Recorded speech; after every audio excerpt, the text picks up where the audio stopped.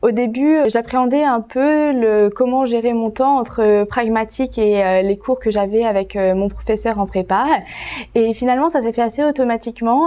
J'alternais. Un jour, je travaillais avec les cours et les exercices de mon professeur et un autre jour, les cours de pragmatique prépa.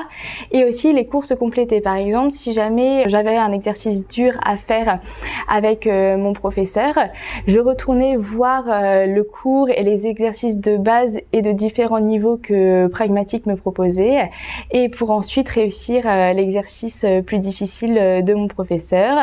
Et après, je retournais faire les annales dans le livret de Pragmatique Prépa, dans le thème que j'étudiais à ce moment-là.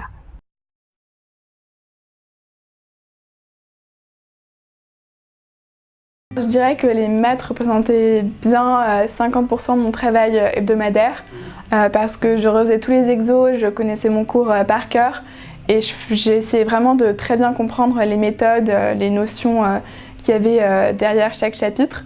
Et donc c'est un investissement très important au niveau du temps. Ça a beaucoup payé. Les maths, c'est une matière très stable, ce qui fait que si dans les derniers mois de la prépa, on s'en sort bien au DS, on est quasiment assuré d'avoir des bonnes notes ensuite au concours. Et c'est aussi ce qui s'est passé pour moi. Donc c'est aussi pour ça que c'est motivant de travailler les maths, parce que derrière on a rarement de mauvaises surprises et on est sûr de pouvoir viser donc des bonnes notes. Lorsqu'il s'agit de la répartition entre ma prépa et pragmatique, je faisais surtout les livrets et les maths de pragmatique le week-end. Donc les week-ends qui précédaient les cours de pragmatique pendant la semaine, parce que ça me permettait de revoir les livrets qu'on avait fait la semaine précédente, de pouvoir refaire les exercices et ensuite de poser toutes les questions que j'avais le week-end dès le lundi lorsque j'avais cours.